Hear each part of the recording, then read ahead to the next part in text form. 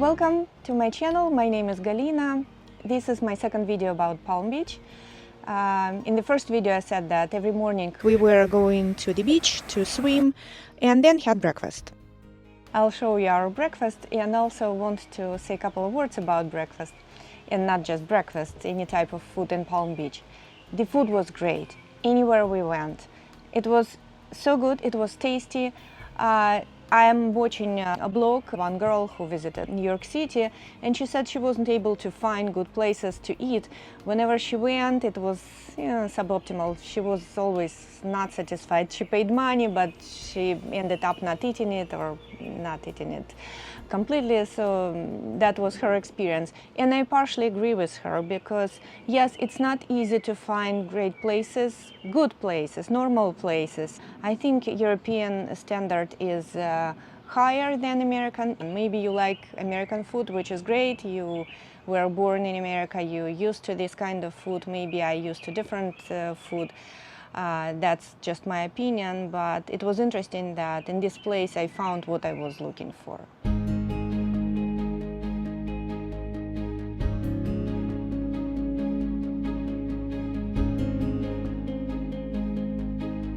After breakfast, we drove around a little bit to see these beautiful houses, and then we went out for a walk in the evening because during the day it was really very hot. It was impossible to be outside. We were hiding inside next to the pool of the hotel.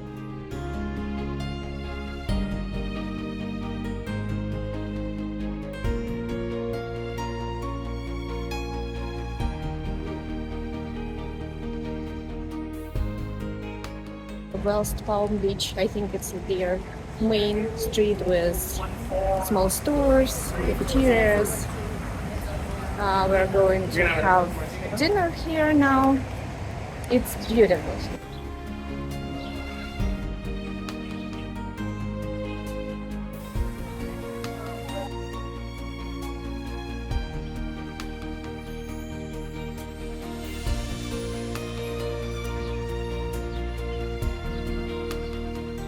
I'm a big fan of the Gilded Age TV series, and today I want to show you one of the houses that was built during that time period. It's Henry Morrison Flagler Museum. By the way, do you know where the term the Gilded Age comes from? It was first used as a title of the book by Mark Twain and Charles Warner. The book's title is The Gilded Age, A Tale of Today. They used the word gilded to describe a time when everything looked beautiful on the surface, but there were many problems hidden underneath. It was time of huge contrast between wealth and poverty. By the way, I wanted to write a blog or create some website where I would talk about places I visit, and that would give me opportunity to look up for more details, because I visit some city, some place, and I forget all about it. But to be able to talk about it, I actually need to look up things, and I hope this video will be interesting for you, but also I think it's good for me because I get more knowledge, and information hopefully will stuck in my head for a longer time.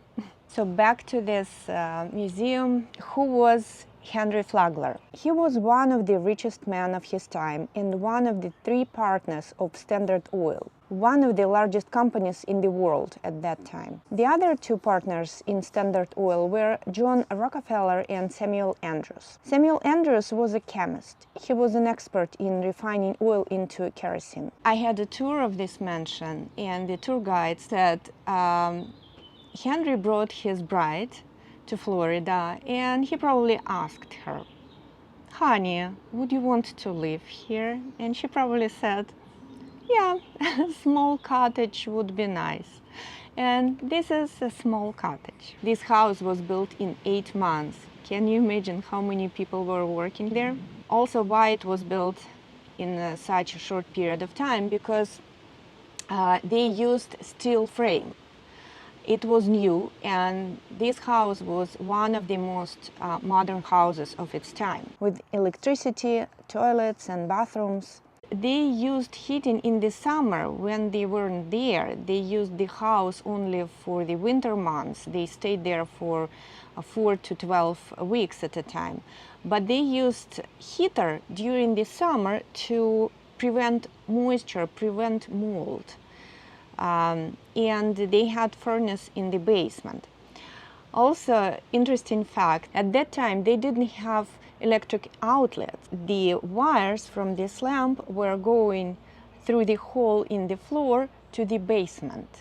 And in the basement they had electric panel, and that's how everything worked at that time. Right now it's all fixed. They have outlets and they have AC. Yes, but that's how it was before. Most of the interior design, like woodwork and wall and ceiling panels, were made off-site and then installed. Again, the way it's done now. Not what looks like wood is actually wood. For example, this ceiling is made from plaster and painted to look like carved wood. This rail is velvet. So nice. The same actually as these curtains.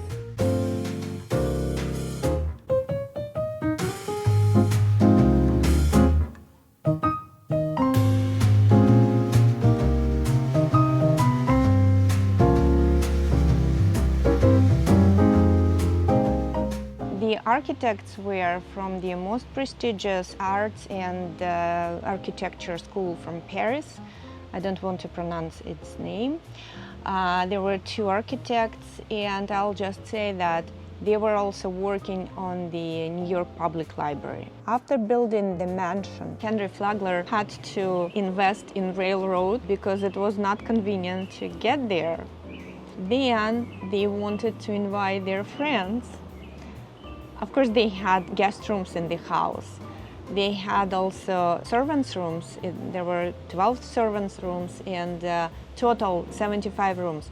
They also had servants' rooms for guests of the house. I'm probably making it sound like Henry Flagler created it just for personal enjoyment, but it was much more than that. He actually reinvented Florida. He transformed a land that was basically swamp and wild forest into a luxury resort destination. At an age when most people retire, he invested a lot of money into this huge project as a philanthropist. He didn't make money from this project. He basically invented Florida the way we know it now.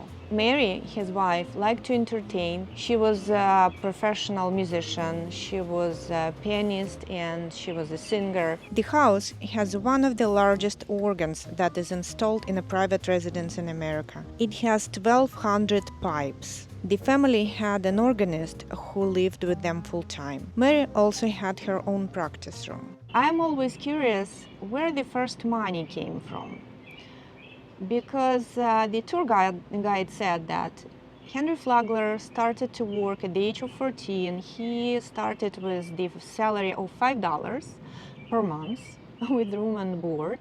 Then it went to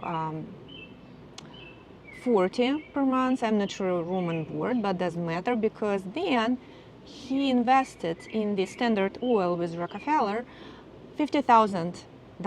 By the way, I googled what it is in our today's money. So $5 per month salary for a 14-year-old boy, it was $200. So you know what, not bad. 14-year-old boy earns $200 and lives somewhere and eats somewhere. So, and then when he was 19, in 5 years, he already earned $1,600. Not bad, but how come it jumped to $50,000? His grandfather was a first-generation immigrant from Germany.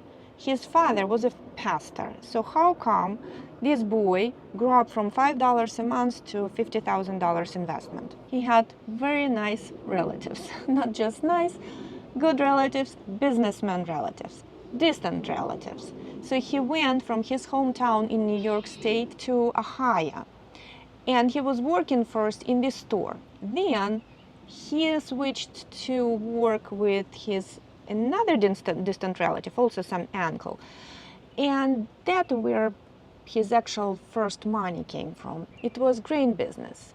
they did whiskey. Unfortunately, during Civil War, he invested money into salt mining, and this business failed. But then he went back to his grain business. That's where the money came from this grain business, from whiskey. Also, he married his boss's daughter.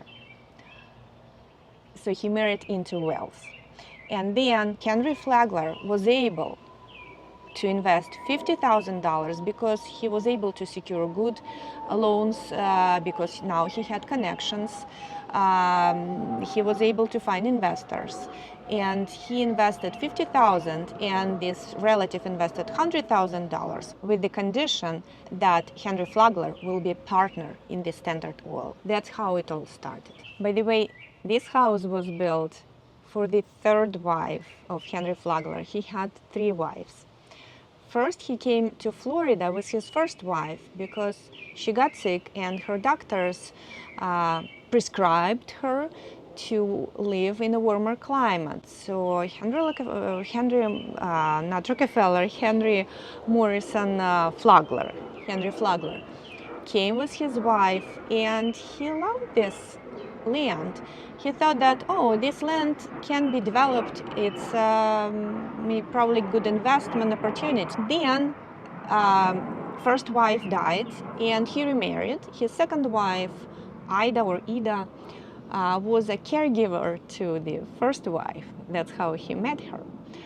But after some time, she became not stable, and she had to be put into a medical institution. Henry Flagler started to have an affair with his third wife-to-be. At that time, he was 71, and Mary, third wife, first wife's name is also Mary. So third wife, Mary, she was at the time 30-something.